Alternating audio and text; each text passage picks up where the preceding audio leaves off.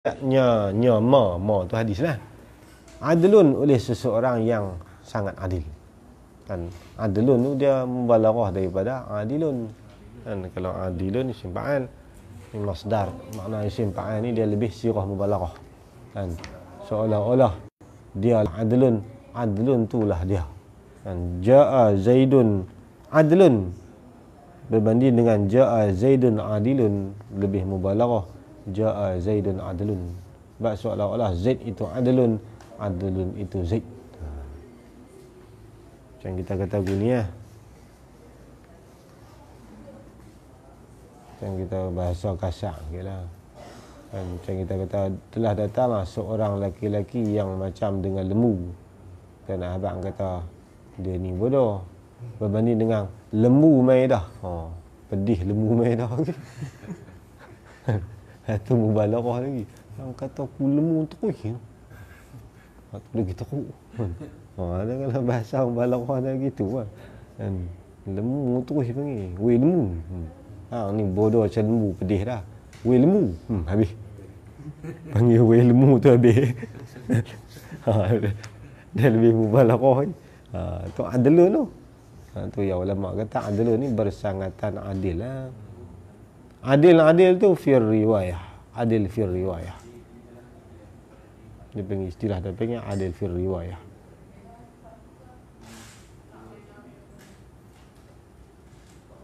Wahwa, dan iaitu yang kata apa nama perawi yang adil tadi tu, adilun bermakna adilun tu, syarat dia al-muslimu.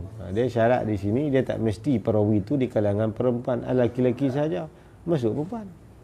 Sama ada yang meriwayatkan itu merdeka ataupun sahaya. Syarat sifat adil tu ada kat dia. Siapa yang kata syarat dikira digolongkan sebagai orang yang adil ni? Sifat dia tu yang pertama mesti dah al-muslimu, mesti orang Islam. Mana kalau perawi tu di kalangan bukan Islam, dia tak akan sampai kepada darjat adil. Untuk satu abang kata baik ke mana, adil tak sampai. Tu lah. Yang kedua al-mukallafu, seseorang yang sudah sampai kepada had taklif, mukallaf.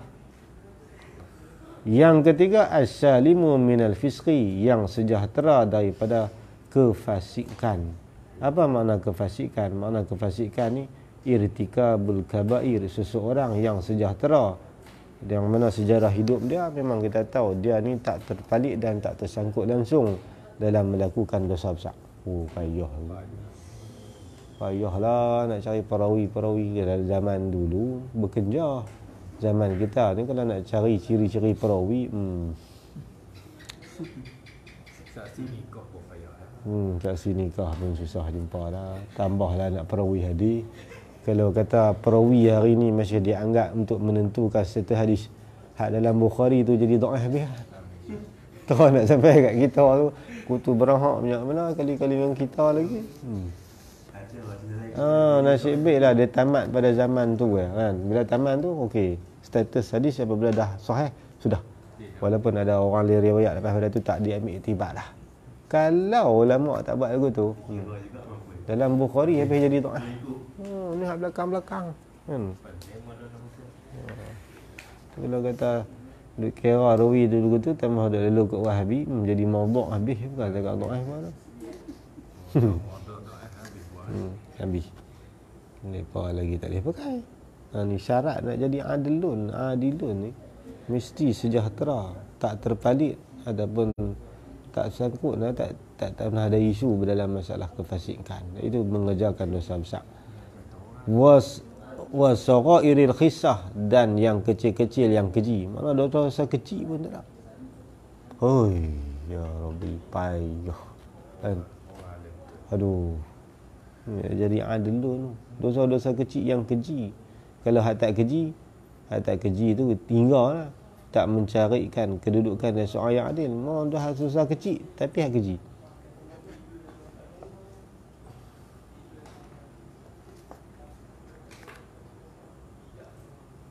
Dalam dobit Datuk Guru ni dia kata sebagaimana mencuri, walaupun dia curi tu satu suap makanan. Habis label dia tu tak naiklah pada pangkat adil. Payuh.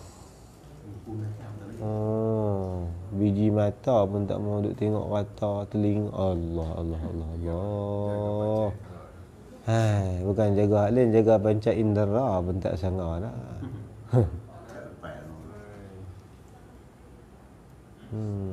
Itu syarat nak jadi yang adil ni. Tu nak kata perawi hadis dulu punya amanah, punya siqah, punya zahid, punya warak ni pak. Bila ulama-ulama bagi gelaran kan, perawi ini adalah seorang yang siqatun. Tinggi tu pengiktirafan ulama. Siasat habis, bukan mata-mata bagi piah kan, bukan bagi piah. Memang disiasat berdasarkan riwayat hidup, riwayat tahu kaji secara detail sungguh. Baru lepas bubuh kan, label mana perawi ni. Wih, susah. Imam Bukhari tu dia tahu berapa puluh ribu perawi di atas kepala dia. Dia kenal seorang. Dalam hadis. Bila kata syarat perawi adil tu, Muslim mukallaf salim minal fisqi apa semua tu, fa kharaja, maka keluarlah al-fasiqu oleh kata fasik. Mana keluarlah tu ai biqaulil musannah adlun tu, al-fasiqu oleh orang yang fasik. Yang kedua, wal majhulu ainan, orang yang dijahil akan diri dah. Dia panggil majhulul ain. Dia majhul ada dua. Ada majhul ain, ada majhul hal. Orang kenal, tapi kelaku orang tak tahu. Kan, hak ni majhul ain ni tak tahu siapa dia. Sebut-sebut nama, siapa dia? Kan, perawi itu siapa dia? Ulama lain kata kami pun tak tahu siapa dia. Maka apabila perawi itu majhul ain, dia takkan boleh hadis yang dari riwayat tu sampai kepada darjah dia sahih. Ada apa kita tahu Albani kan, tapi dia memang tak cukup syarat langsung. Siddiq Abdullah Al-Ghumari kan, kawan Syekh Yasin, dia juga riwayat hadis daripada Syekh Yasin. Syekh Yasin pun ambil riwayat daripada dia, sesama angkatan lah. Dia ni hafal hadis ni, ulama kata kalau 100,000 lebih memang dia tu. Tapi dia tak mau bubuh hafiz, dia malu sebab digelar oleh ulama Khatimatul Huffaz ni Imam Suyuti. Dan dia memang alim sungguh. Anak murid dia Syekh Yusri. Syekh Yusri tanya Datuk Guru, kitab Jami'us Saghir Sayuti 12,000 hadis tu hafal tak? Dia tak hafal. Dekat Sunan Sitah tu biasa dia kan. Hadis-hadis ni semua hafal. Tu hafal guna, dia kata aku baca ulang 3 kali lekat tu dah. Tu Siddiq Abdullah Ghumari. Dia jumpa dengan Nasruddin Albani, dia tanya Albani, hang riwayat dekat aku 3 hadis cukup, aku tak mau banyak, 3 hadis sahaja. Setiap hadis yang riwayat daripada hang kepada guru sampai kepada sahabat Nabi.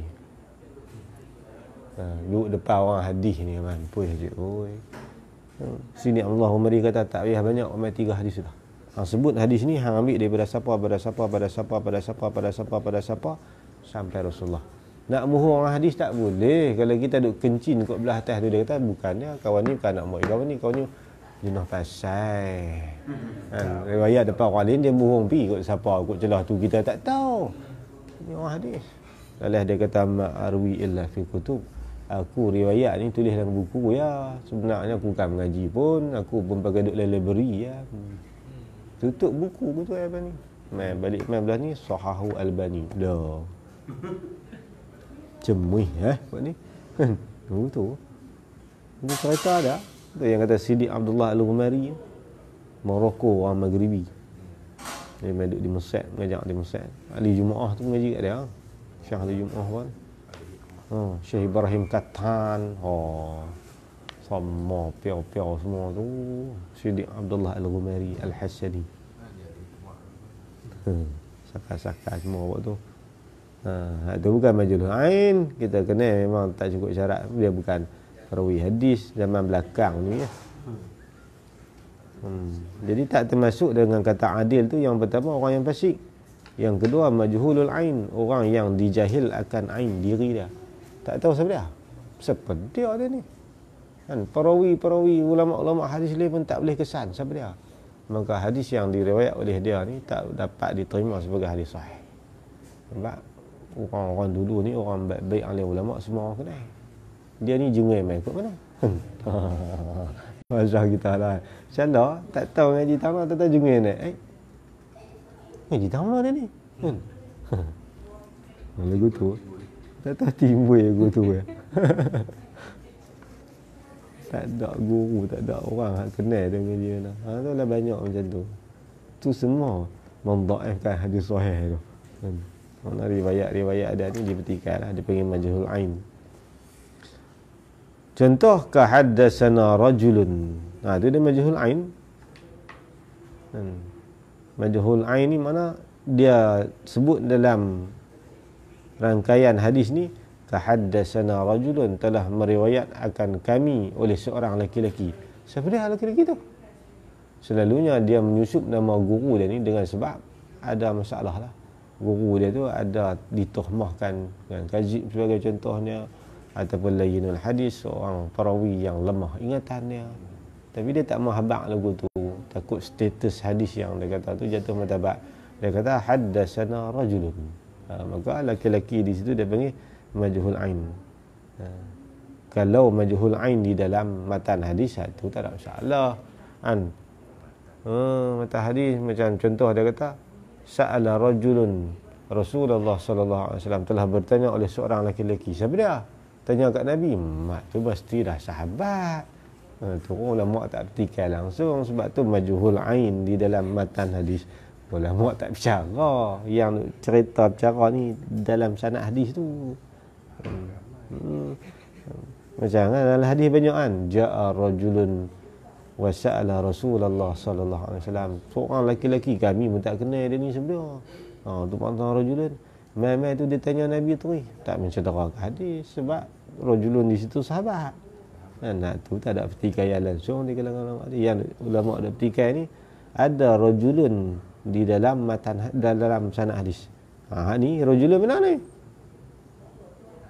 Au halan, ai majhul hal. Yang kedua majhul hal. Makna diri dia tu orang tahu tapi tak dapat dikesan dia siqah ke tak. Hatta saat ni panggil majhul ain. Siapa dia orang tak tahu. Tak tahu siapa dia tu. Yang kedua majhul hal. Majhul hal ni hal rawi, keadaan rawi, hal huwa siqatun am la. Laki-laki yang dia sebut ni tok guru pada tok guru dia ni, siapa dia? Dia ni peringkat mana ni? Kalau tanya kita semua kita tak kenal. Tapi maksud tak kenal ni di kalangan muhaddisin tak tahu sikap sifat dia tu lagu mana. Hadis yang dia riwayat tu lah. Dia ni seorang perawi tidak dikira sebagai perawi yang adil. Sebab dia majhul hal. Contoh dia kahaddatsana Zaidun, seperti mana meriwayat akan kami oleh Zaid, wala na'rifu, padahal tiada mengetahuilah oleh kita sifatahu, akan sifatnya. Mana kita tak tahu sifat dia tu min adalah wa hifzi, sama ada dia ni daripada orang yang adil ataupun orang yang kuat hafalan. Ni mana orang tak dapat kesan dia ni siapa. Ada jugalah hadis tu, Ibnu Hajar pun tulis rajulun majhulun haluhu. Laki-laki ini perawi ni, Imam Ibnu Hajar kata kami pun tak tahu siapa dia. Mainan 10,000 ni mana nak. Ada tu pun ada. Jadi status hadis tu tak boleh nak sampai sahih lah, kecuali hadis yang disokong kan. Tu cerita dia lah. Hadis induk atas dasar sahih li zati ni dia tak boleh sampai lah. Habis. Wa dakhala riwayatul mar'ati wa riwayatul raqiq, dan masuklah yakni pada kata musannaf dengan kata adil tu riwayatul mar'ah, riwayat daripada perempuan. Dan walaupun ada di tengah tu perawi-perawi di kalangan orang perempuan, ini tidak menafikan ataupun tak boleh menjadikan hadis itu tak boleh terima pada hadis sahih. Mana boleh diterima sekalipun yang meriwayat itu perempuan. Wa riwayatul raqiq, dan yang meriwayatkan itu oleh hamba. Itu dia tak jatuh status hadis. Itu maksud kata yarwihi, yang meriwayatkannya akan hadis tu orang yang adil. Habis.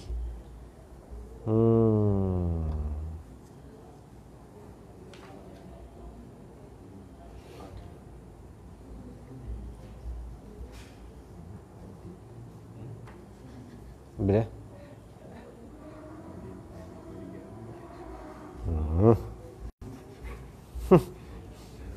Tubat lain.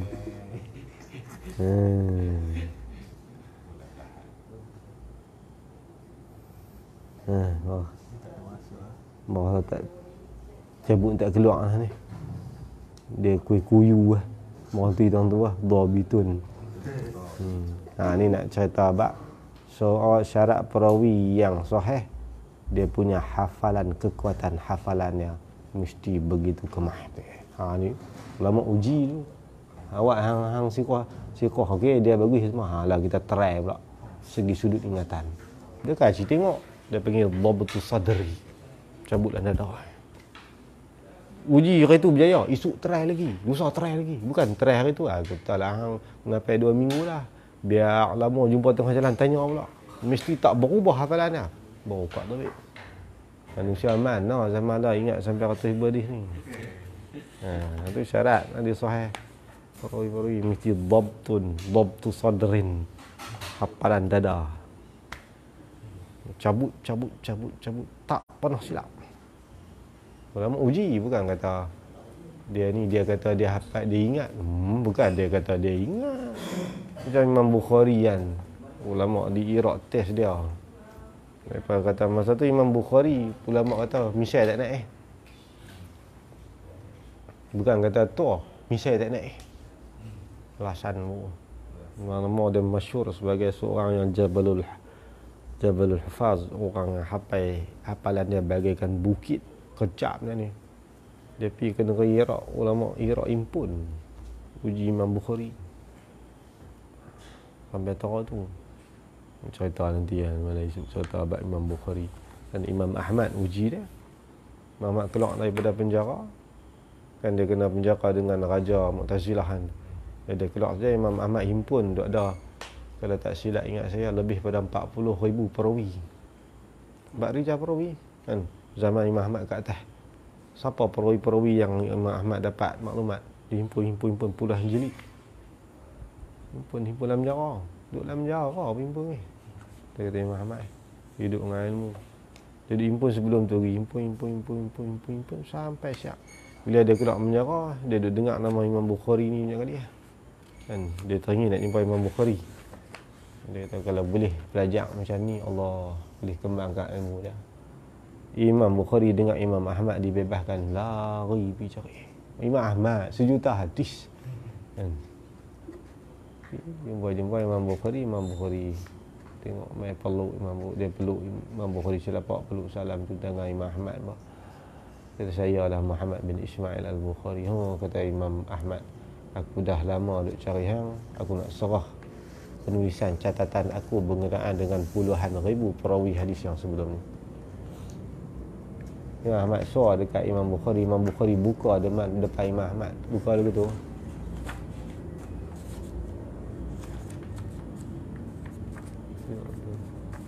Habis dia buka 10 jilid, dia tutup. Terima kasih wahai sang guru. Serah balik. Imam Ahmad kata, tak, aku tulis nak bagi kat hang. Tak apa tu, butang ni. Imam Ahmad kata, hang gelak. Itulah Imam Bukhari.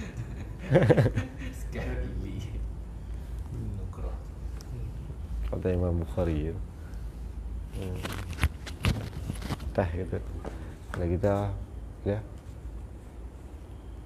tengok 3 kali, padahal 2 batah ulang tengok 3 kali. Sebut tak kena Masa uang 5 tak. Tak. Tu yang kata dhabitun. Dia akan sebut masalah kejap dan teguh penghafalan. Hadis ni payah. Kan payah apa? Payah nak ingat kalimah sanad tu. Qala hadatsana. Kita baca Sunan Tirmizi pun celaru tengok nama perawi. Kan? Semua matan tak panjang mana kadang-kadang. Sanad tu. Tu zaman dia, kalau sampai zaman kita 38 orang, 37 orang. Satu hadis pun meliu lah kita. Kalau satu hadis tak ingat. Kalau sekali dengan sanad.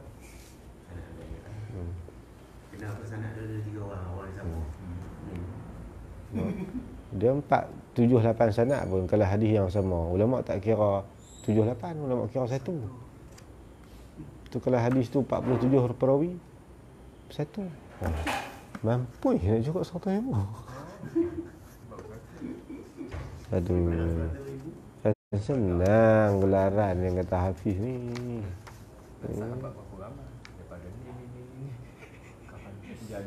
Ha?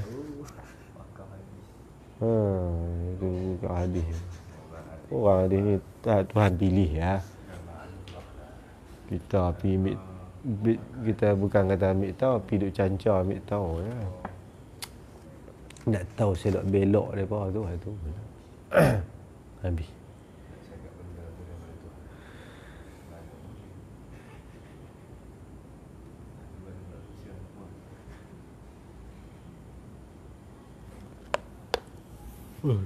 Dia otak pun dia kejut. Dia fikir tak main. Bismillahirrahmanirrahim. Alhamdulillahirabbil alamin wassalatu wassalamu ala asyrafil mursalin wa ala alihi wa sahbihi ajma'in. Allahumma anfa'na bima 'allamtana wa 'allimna ma yanfa'una wa zidna 'ilma.